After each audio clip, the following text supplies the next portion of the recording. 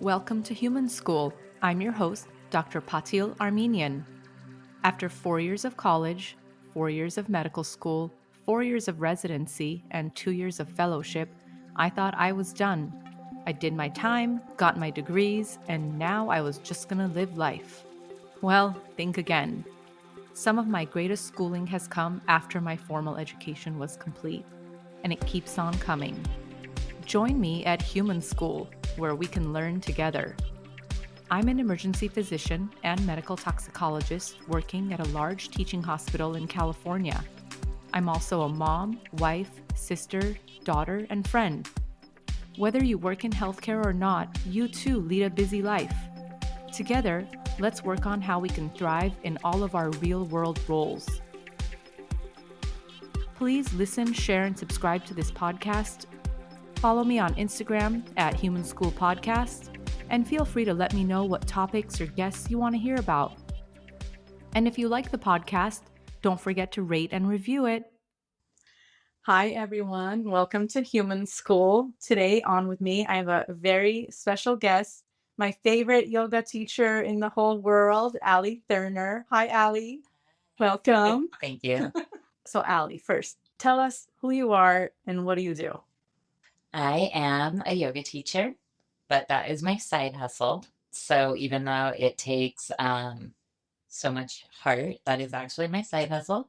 I am the VP of marketing for Blue Moon Yoga and Wellness. So I get to do all the marketing for our local yoga studios with all their wellness components alongside it. And within that, I also get to teach yoga. See, I thought the teaching was your main hustle. I didn't realize it was such a side hustle. Such a side hustle. And just for those of you who don't know, because we're located in Fresno, California, Blue Moon is our, favorite yoga studio. It's a chain now because third location's about to open. Yeah, I would But call it a chain. for many series of awesome studios. Yeah, I would call it a wellness center. So our wellness center is spreading to different locations and hopefully will continue to spread. Oh yeah, because it's not just yoga. So for those of you that don't know, with each of our yoga studios, we have a wellness center component attached. So for our Fresno location, we also own True Rest Float Spa. So where you get in the water pod with 1,000 pounds of salt and you just get to meditate for an hour at a time. And then our Clovis location has the juice bar. So cold pressed juices made in house, smoothies, bowls, etc. And then our third location, which we're super excited about, that's opening up probably in a few days, has contrast therapy. So the cold plunging, the hot sauna, and then yoga is attached to all of those. I'm excited about that. At first, I was like, I'm not going to try the cold plunge, but I think I want to try it. It is so wildly amazing. As someone who loves the heat, I never thought I would love it, and I am very much addicted. So when did you start doing yoga? I dabbled in yoga. I think most people dabble in yoga at a gym at some point. So many, many years ago, like 22 years ago, my brother and I would go to a little gym and we would do very generic yoga, and it never spoke to me. It wasn't a big deal at all. Didn't really care. Then a few years went by and I was working in athletics because that's where I got all of my marketing experience, was in the athletic realm. After I graduated college, I moved to Memphis, Tennessee, and I worked for the AAA affiliate of the St. Louis Cardinals. And this was in 2008. And sadly, at the end of this first job that I had, the recession hit. And basically, so many people in athletics lost their jobs. So it was like impossible to find a sports job because nobody knew what athletics would look like during this recession. So I moved back home to Long Beach. I lived on my sister's couch and I bartended, and I really was very lost. And my sister had started going to hot yoga. I was like, okay, hot yoga, that's interesting. Like, okay, they did a free intro week. So she said, go try it, see what you think. And I was like, okay. So I go to this hot yoga class, and you and I are around the same age, so you'll probably remember this. But back then, when we worked out, we used to wear boxer shorts with big shirts. Yes. Right? Oh my God. Yeah. That's how we worked out. We wore like the old Navy boxer shorts and you'd roll them up a few times and you wore a cotton shirt. That was like the workout gear back in the day. And Or so, those Russell shorts. yes, Yeah, which is that's the same fit. Yeah. same fit. So I go to this hot yoga class, like thinking that wearing 100% cotton clothes was like the right thing to do. 90-minute Bikram class, 105 degrees, 50% humidity. And I just remember the clothes. It's like jumping in a pool. So these cotton boxers, cotton shirt, like just destroyed. And I remember just thinking, like, okay, that was like an experience. It didn't cost me any money. I got in the car and I called my sister and she was like, "Oh my God, what did you think?" And I said, "It wasn't that hard." And I'll never forget, she said, "You didn't do it right." And I was like, okay. So I had a free week. So I kept going. And I don't really remember when it snapped in place, but something definitely clicked. And I knew that we had to do this like for the rest of our lives. And me and my sister would just practice next to each other. It was something we could do together. And I just loved, and I think we've talked about this before at that point in my life, like I'd gone to college, I'd already worked a year in a career, and then everything was taken away from me.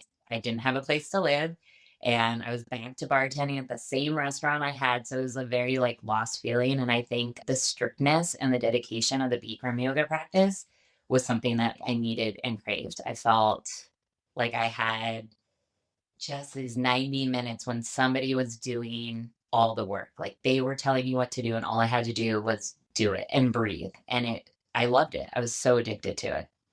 And so in Bikram yoga, it's like they tell you the postures and you just do it the same way every time, right? Or Yeah, basically. So Bikram yoga is the same set of postures, 26 postures, two breathing exercises. And maybe that was a part of it too that I liked. You always knew what you were going to get, right? So life is like so incredibly unpredictable, but Bikram was predictable. Like when you walked into that hot room, you didn't know how well you were going to do. You didn't know how your body was going to feel, but you knew what you were getting into. And it was such a strict practice. And the studio that we practiced at was very strict. All the studios back then, they were very strict. So, really, like how? you can't drink water on your own accord. You can't leave the room. So those are two things that really scared a lot of people off. And the diehard people loved it, right? Like they tell you when you can drink water. They tell you when class is over. And there was a comfort in that like you had to follow the rules and you followed the rules and they told you the postures and you breathed when they told you to breathe. And you just got so lost in that. And at the same time, it was really hard. And like something about that just, I mean, that was 6 years that I did that practice and absolutely loved it. I would find every excuse to talk about that practice to everybody. So I was bartending at a restaurant and literally I would ask someone like, "Oh, hey, welcome to this restaurant. How are you guys?" "Great. How are you?" And I'd be like, "I'm so great. I practice Bikram yoga. Do you know Bikram yoga?" Like it was so obnoxious. It's all I could think about was that practice. Did you feel like your body started to change or was it more mental? Ironically, I don't think my body ever changed with that practice. And I was practicing a lot. I think I was probably stronger, but I did not see my body change until the Vinyasa practice. So when I totally switched what kind of styles I did, I would like to think that I was really strong. I felt good physically, but a lot of people lose a ton of weight. They get like, you can tell. I don't think for me, I don't think my body changed much. I was pretty thick and I felt strong, but yeah, although I felt like I was there for the physical aspects, I didn't really see a lot of physical changes, which is interesting. Yeah. So you did Bikram for 6 years. And so I'm like new to a lot of the terminology, right? So is Bikram the same as kind of what a lot of hatha classes are now, or is that different? Yes. So, yeah, the hatha classes are exactly Bikram. It's just Why that is the name different? it's super interesting. So, Bikram yoga is after a yogi named Bikram who came from Calcutta, India. It's really interesting from like a copyright yoga, Western versus Eastern standpoint, because basically Bikram came from India, became really big in, I believe, the 60s, bringing this hot yoga to Los Angeles, to Hollywood, and celebrities started getting into it. But basically, the heat and the temperature and the humidity was to mirror Calcutta, India, where they practice naturally, right? So Oh. super hot, super humid, lots of benefits. He brought that here, but he put together this series of poses, the 26 postures, the two breathing exercises. But he didn't create these postures. The postures are ancient yoga, 5,000 years old. You'll see a lot of similar poses that we do in Vinyasa, but he created it and called it Bikram yoga. So there's a lot of arguments. There's a lot of things that went down because does he own this Bikram series? And so you could argue a lot of different ways. People do. You can't own yoga, right? It was handed down to us. You can't own it. But he did put together this sequence. So the way that I like to think of it is like a song or music, right? Like here are these notes that you didn't create the notes, but when you put them together in a certain order, with certain words, they create a song, right? And you can copyright that song. So can you copyright Bikram yoga? And that's what went to courts, that it got really dicey. All these franchises all over the world. So every Bikram yoga studio was paying Bikram to have his name. Oh. So you had to follow the Bikram rules of being a Bikram studio, and you had to give him a cut. But once everything went under fire, he also got in trouble for, some sexual allegations. Everything started to crumble in like the Bikram empire. So studios stopped using the name Bikram. Therefore, it's called a lot of different things. At our studio, we call it Hatha. Other studios call it 26 and 2. The reason we call it is because Hatha is a different form of yoga practice where you have a longer hold pose in a sequence. So Bikram could technically be categorized under the umbrella of Hatha Yoga, but all studios call it something different. But it's the integrity is from that original practice. Now, so that was the practice that got you into all of this. And then what happened? Like, so did that for 6 years. And what was your next step in your yoga journey? Blue Moon Yoga introduced Vinyasa. And what was really funny about it is I had done Vinyasa before. I remember my brother and I were in Costa Rica and we took a Vinyasa class. And we came out and he was like, the teacher is amazing. That practice was amazing. Did you love it? And I was like, I hated it. And I hated it because Bikram yells at you. Bikram tells you what to do. And here we are at this Vinyasa class, and the teacher's like, listen to your body, do what feels best. And I could not stand that. I was like, she's so flowery. She's so like, she didn't even tell us what to do. She didn't push us at all. Like, what was that? I hated it. But then at our studio here, we introduced this Vinyasa class and I tried it. And it was like, right when I tried it, I was like, this is everything. Like, I made this switch and I never really went back to Bikram for a really long time, years and years. I didn't know Blue Moon was the first place you got into Oh, yeah. Vinyasa yoga. Yeah. And it was one specific teacher at Blue Moon that just like, I loved her style. I loved her messages. I loved her music. And remember, Bikram is like silent, right? So no music. Oh, I didn't know that. Yeah, it's very quiet. It's very strict. And like, I love music and I was a former dancer. So now here I am as like this older person where you have no avenue to ever dance again. And we're moving and we're breathing and it's to really great music. It was like sold. It was the right time, right place. I was ready to like transition and I never went back. And that was 12 years ago. Oh, wow. 12. So then at that point, had you already done like yoga teacher trainings or? No, I practiced under this one teacher at Blue Moon.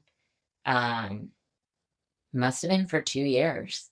And for 2 years, I mean, I could not get enough. I followed this teacher. She had another private yoga studio. I followed her there. I was just, every class she taught, I was there.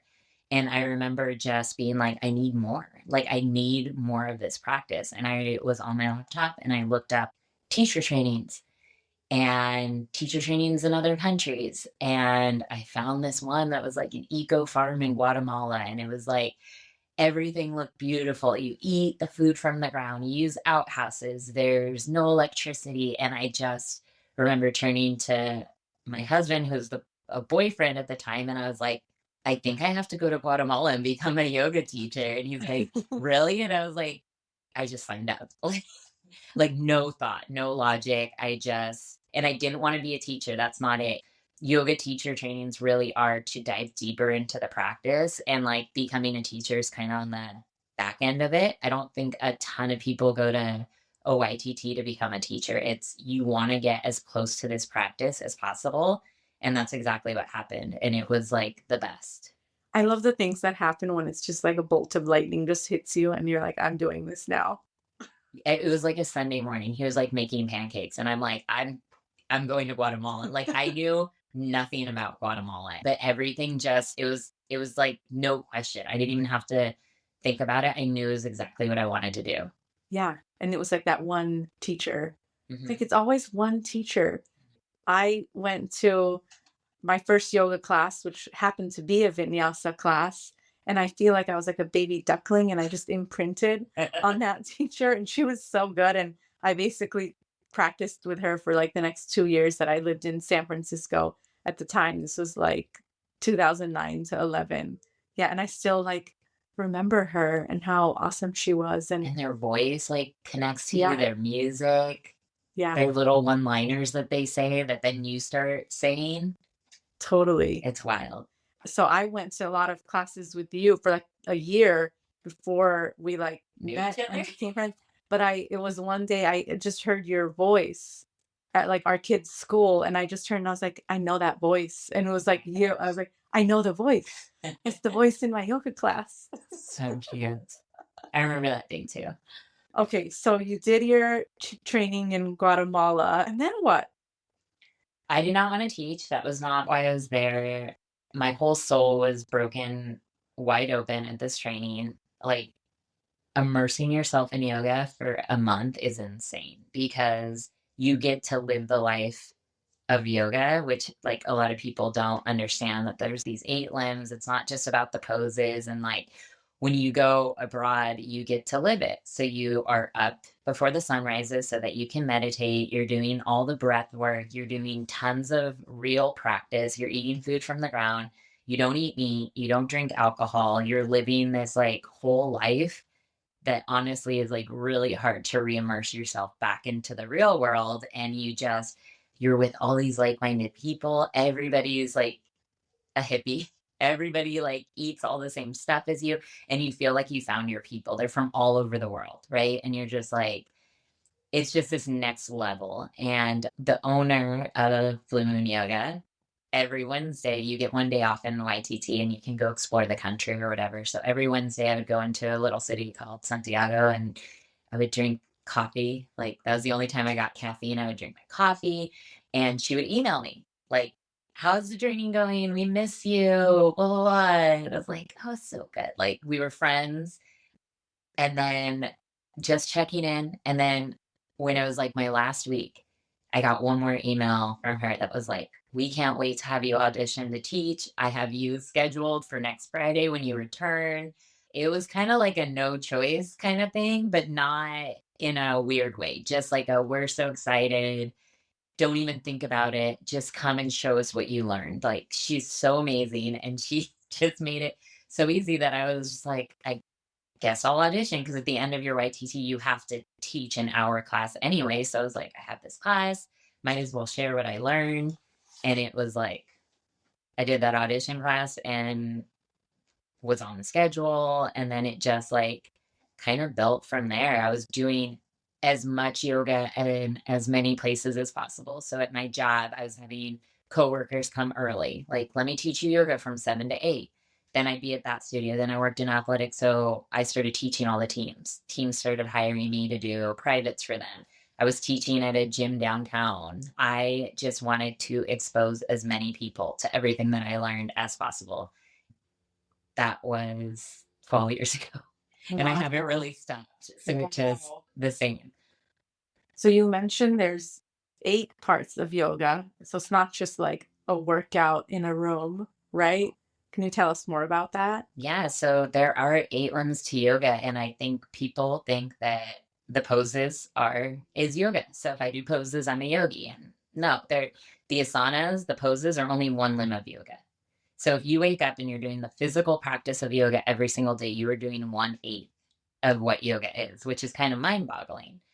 But in these 8 limbs, if you start backwards, the 8th limb is samadhi, and that is the ultimate goal of yoga. So that's why we do yoga. A lot of people don't know why they're doing yoga, but samadhi, trying to reach samadhi, is the ultimate goal, which is, it can be explained in a lot of different ways, but ultimately it's like pure bliss, right?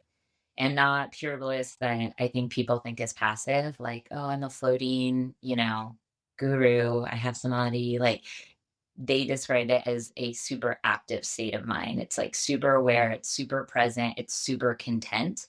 And it's said that most people will never reach that limb of yoga, right? Because you have to have the other 7. And within the 7, there's so many. There's the yamas, the niyamas, and within each of those, there's like 5 little factors. There's the meditation, there's the breath work, there's the withdrawal from senses. So there's like all these things that you should be practicing every day. If you practice all of those limbs, like, you wouldn't be able to have a full-time job or a family. You would have to go live in the forest Yeah. to get there. But I do think we get to that 8th limb just, and I mean, everybody could argue that, but we are closest to the 8th limb. And like, we were talking about this at YTT, an example that I can think of is, it's like, if I were to ask you, have you ever been rich, or anybody else, have you ever been rich? You'll say, like, most likely no, right? You've never been a billionaire, but you've been the richest that you've ever been, right? So let's say $20 in your pocket is the richest you've ever been. You have been rich. It's just maybe not this classical textbook rich. So I think that's what we're doing in the hot room or any type of practice. If you're just meditating, I think you're at your 8th limb. It's just what your capacity and your bandwidth is right now, which is super interesting. So you might not ever get to that rich of being 1 billion, but you're comfortable, right? You're happy, you're feeling more content. But that's the practice. So I think what you see with people is they start with the physical, and then they start realizing, like, mentally, emotionally, like, I know for me, it is all mental why I go in that room. Like, I get agitated if I don't go. If I snap at my kids, like, the first thing husband says is like, oh, is there a class you could? No. Like, get out of here, go take your medicine, and then come back. And then you start diving into like all those different limbs when you're ready. I think we're all like ready at different times. Well, and I think like it could come in and out of your life at different times too. Like, for example, for me, it was something that I used to go regularly to classes when I was dealing with something super stressful. So, like when I was in fellowship in San Francisco, and fellowship was awesome and also like really hard for me in a lot of ways. That was the first time when I was like, I need to do something else to balance my brain out. And that's when I started going to Vinyasa classes, or when I was going through IVF, I would go like pretty regularly. That time I used to go to Coil Yoga when it was still open. Loved that studio.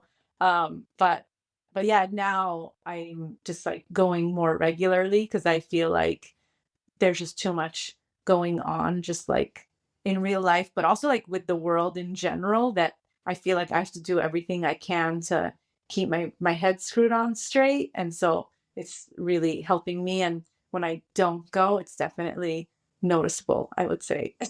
What do you feel when you walk into the class? Like, what is the before you feel, and then what is the after that you feel? So depends on the day. Sometimes I walk in just like either really tired or a little frazzled, or a combination of both. And I'm not a morning person, but I do a lot of morning classes, which, by the way, for me, that means 9 a.m. Yes. I'm never going to be a 5 a.m. person. You and me both. I might walk in like really tired, and sometimes even like, why am I here? Why am I doing this? Well, I could have been in bed still. And then by the time I leave class, I feel more energized. I definitely have more energy, and just like my mind works more clearly. So I get some of my best ideas in Shavasana. Like always, great ideas come to me, which we can talk about. But then also, I work evening shifts in the ER. So I'm always working at like 3 or 4 p.m. is my typical start time. And normally I would never exercise on those days because I'm like, when I go in, my work is so physically intense. And this is the first time that I can actually work out and like go to a yoga class and then actually have so much more energy that I'm feel like I'm doing better at work and able to pay attention to people better at work. Yeah. There's like so much patience, I feel like, after you practice. Yeah. I would feel like you would have to go to practice before, but then also your job is so stressful, you might want to go after to like wipe your slate clean. It feels like before and after. You're gonna have to start doubling up before shift, after shift. Then you guys need to start offering like a midnight class, 1 a.m. No, I'm kidding. I wouldn't be opposed to that. No way. So there are a lot of different types of yoga. We've talked about a little bit about Hatha yoga, Vinyasa, which is the flow yoga. And by the way, what I love about all of these is that, you can drink water if you want. You can like take a break. I'm still like Bikram babe. No water. I'm not never, yeah, you don't drink water. I will not. You won't even wipe off your sweat. Yeah. Well, I used to not wipe sweat at all. I would say I'm a little worse now. I wipe sweat, but I'd like to not wipe sweat because you're supposed to conserve your energy. Oh, is that why? Yeah. Plus, the wiping of the sweat, your pores are opening up to detoxify you. And if you're wiping the sweat, you're literally like pushing it back in.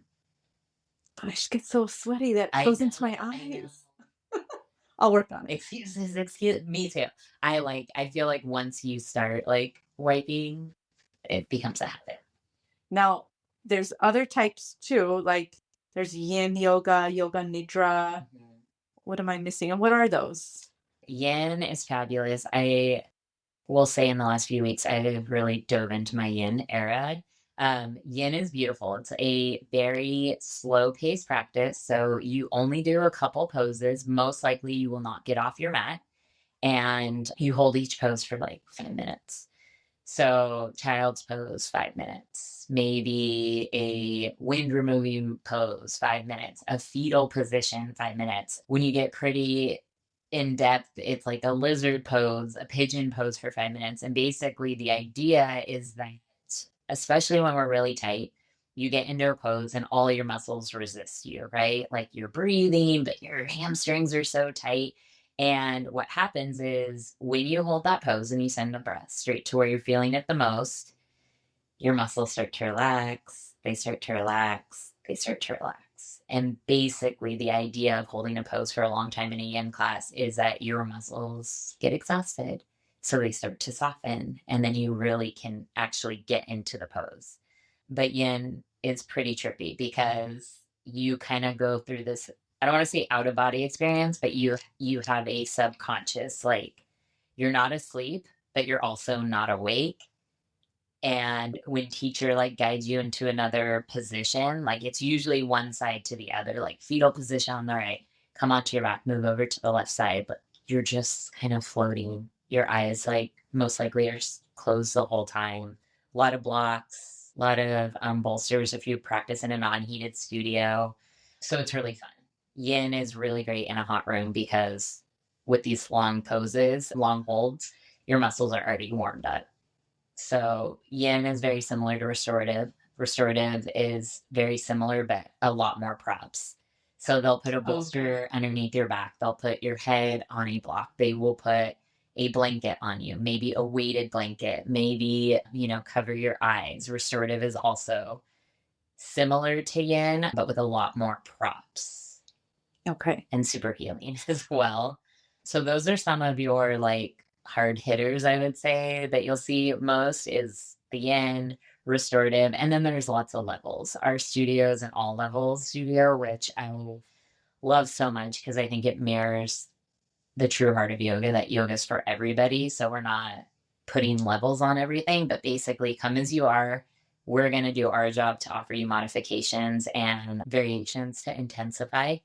So everyone's welcome to any of our classes. And it's up to you really to customize your own practice. And one of our teachers always says, like, I'm here just to guide you. You're your own teacher, which I think is super helpful. But for those practicing in other places, you'll see, a gentle vinyasa, beginner's vinyasa, advanced vinyasa. You'll see all these different types of levels, but those are your main styles is, the vinyasa, the hatha, the yin, the restorative. That's what you see most places. There is like Ashtanga practices. That's a whole nother realm of yoga. There's Kundalini as a whole different realm. Oh yeah, Kundalini's a whole other world. That's a whole nother podcast episode. Yeah, we'll have to save that topic for another day.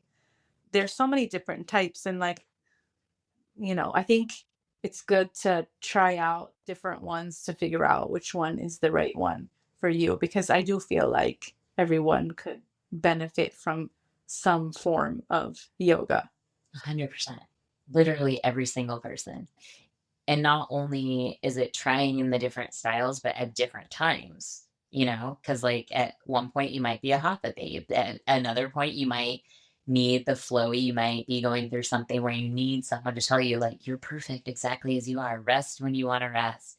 Like I said, I think right now is a super stressful time in my life where I'm being really drawn to yin yoga. Like, I just want to be held by the heat. I want to be able to close my eyes. I want to just melt into my mat. And that is a good way to gauge also what's happening in my exterior. I know if I'm craving yin, I'm like, oh, the outside must be so wild. I must be feeling out of control on the outside, that I'm looking for that grounding.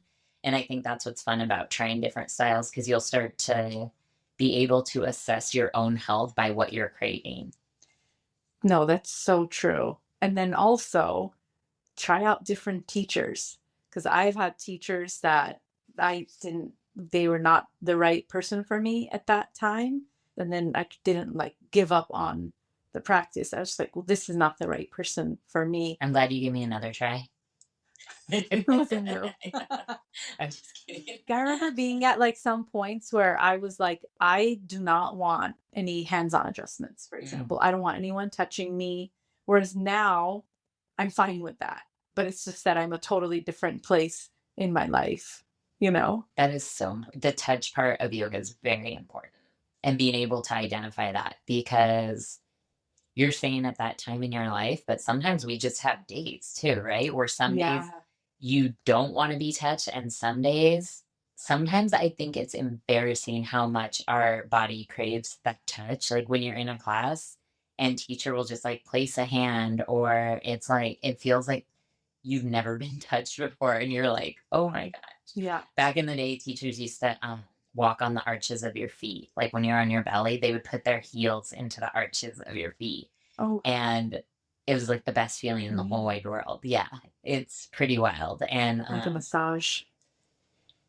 It's just amazing. Like, it's so interesting. But yeah, I definitely think I've had a lot of teachers that their energy level is not for me, which is funny because I would say I'm a very high energy teacher, but those tend to be not the teachers for me. So it's very ironic that I consider myself a high energy teacher, but I don't like that energy from a teacher. Like, I want the really chill, quiet, gentle teacher in my personal practice. But in my teaching, I am like the in your face, a little bit too energetic and talky. And so, you will find teachers, just because you had one teacher that their energy wasn't speaking to your energy that day, like, go try others, because you'll find your like perfect person. Yeah, definitely. So, Ali, what does yoga mean to you? I would just say that to me, yoga is life. And that sounds pretty generic, but the longer I practice, the more I connect with people, I really realize that the whole root of yoga, which means unity, right? Yoga means unity, yoga means one. And the more I practice, the more I realize that to be true, that we're all connected. And it's just wild. Like, if you just look at me and you, like you said, you took my class for like a year and we never knew each other. Like, how amazingly wild is that? And all it took was our sons to be in the same class, which is a pretty big thing. Like, when I think about that, I'm like, oh my God, if they weren't in the same class, like, what if I never met you? And we just kept floating by each other. Like, obviously, the timing wasn't right, but then it's like we're connected in 100 different aspects, just emotionally, and like we know same people. Like, it's just wild. But like, that's the whole yoga thing. Like, we could have gone in this whole circle just teaching and sharing and guiding and taking, and we just never would have met. And it's like, what if that's everybody in the world? What if every single person in the world is like that? But we didn't meet at the exact right time or place, or it's gonna happen. Like, and to me, yoga brings all that together. I look at all these people that I get to meet and engage with or just share energy with, and you're like, okay, I get it. There have been people in my classes that I don't like. Like, I just know I don't like them. We have different personalities or different histories, and they come into the room, and I look at them in that room, and I'm like, I love you. Like, I just love every single person. So for me, that 1 hour of teaching, of sharing the energy back and forth, it really is this constant reminder of like the big picture that at the end of the day, we are all the same. We are all these humans doing these similar things, and we are all love. And I think we really do love each other, but we get kind of lost in the shuffle and the chaos and the stories. So to me, yoga is the root of all that, is way outside even the limbs, but just at the root of peeling all that back, that we're like all one. We all love each other. It's like everything you ever dreamed of. And yoga is the vehicle for that. I love that. And I did not know yoga meant one. I had no idea. Yoke, unit, Yeah. unity, unite. Unity. I had no idea it meant unity, because I mean, that's really it at the end of the day, right? Like, we're living all of our own lives, we're in our own bubbles, and we don't realize like how interrelated we are with each other. And I do feel like, even though we live these very physical 3D existences, you still have to like really ground into your body and get into your body to pay attention better to what's going on. And I think like yoga is a great tool for that. It really is. And I think that's why I'm so drawn to the hot yoga too, because I feel like everyone is stripped so quickly in hot yoga that you're very vulnerable in there. And a student the other day in the power class called it trauma bonding. And I was like, well, okay, we're not, this is not traumatic, but that kind of sense of survival when you're pushed to your limit like that, it's like, it just strips us. Like, we're so vulnerable in that room, and some of us are crying, some of us are laughing. Like, it is just this such a raw human experience that I think is intensified by the heat, which is why I'm so passionate about the heat. And that falls even outside the scientific benefits of the heat. I just like that pure raw element of like your ego gets stripped from you. Like, the toughest people are just, we're all on the same level in that room, right? We're just surrounded by this heat. And that is just like such a constant reminder that I think we get a lot more being in that room than maybe a typical class. I agree. I love seeing like the big giant football players coming Yes. in. It's just, yeah, I love it. It's all different types of people, and you're just all in there together. Just all doing what we need to do to survive Basically, I mean, that's what we're all just doing every day. every day. All right, Ali. So, since this is human school, we do have to end with the question I ask everyone, which is there a lesson that you feel you've learned recently or are learning right now? Yeah, it's actually super. I knew one would come out through our conversation, but it's kind of exactly what you said, that like that we're all living in our bubbles or whatever. In the last, I would say, few months or a year, I have been obsessed with the fact that every human being is hearing, seeing, and smelling this world through their own lens. And I don't know why it took me this long to like realize it on this level, but we all just have this filter of our lives, so we can see the same exact thing happen. We can hear the same exact thing, and we're all going to have this different perspective. And it's giving me so much empathy for people, and just thought. It's like thought provoking to me. And a great example is in one of my classes, I was talking about how much I love Fresno. And I was saying how when I moved here, I hated Fresno. So I tell this dramatic story of like hating Fresno. And then I tell the story of how I fall in love with Fresno. And then I talk the whole time about everything that I love about Fresno. And after class, students come up and they share. And this guy came up to me and he's like, oh my gosh, I'm also from Long Beach. And I'm like, really? That's amazing. And he's like, yeah, I just really like felt so in tune with your message in there. And I said, oh, you fell in love with Fresno too. And he goes, no, I hate Fresno. Like I was just right there with you in the room. And I was like, and he was like, yeah, man. And he like fist bumped me and like was like, yeah, long live Long Beach. I hate Fresno. See you later. And walked out. And I was like, wow, he like missed that whole message. It's like he missed the happy ending because when I spoke of hating Fresno, that's where he was. That's his lens of he hates Fresno. Yeah. So that whole class to him was like, yeah, this is a testimony of hating Fresno. But he left with the camaraderie of being like, Yes. there's this other person. He was on my level of like, she gets it.